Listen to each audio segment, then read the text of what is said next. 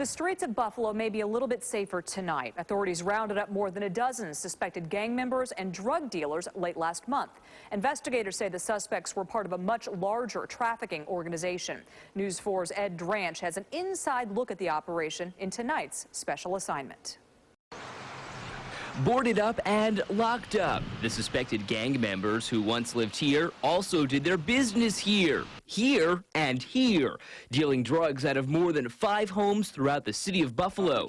Mayor Byron Brown calls them the worst of the worst. And this year, the Buffalo Police Department is going to be much more aggressive in going after criminals trying to operate in this community.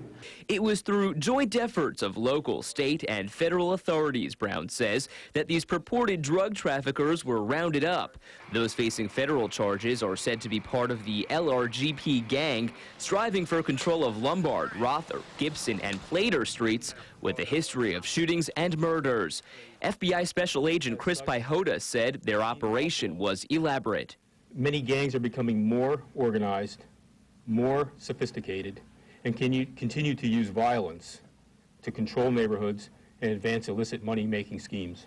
And they weren't trying to hide it. According to a federal complaint, suspected members of the LRGP posted videos on YouTube boasting about money, sex, and drugs. Hustling a lot of crack rock, purebred hustle, always lived in the crack spot. The FBI says they infiltrated the cocaine trafficking ring using wiretaps, $11,000 of controlled purchases, and confidential sources. Using the purchases of cocaine and crack cocaine in both rocks and powder to prove there was a pyramid of criminals working the streets. Dwayne Gray Jr. lived here on West Avenue with his son and his girlfriend. He would use this house to sell and distribute cocaine to those who would sell for him. He too would sell here with his son in the house, and you can see it's very close to a school.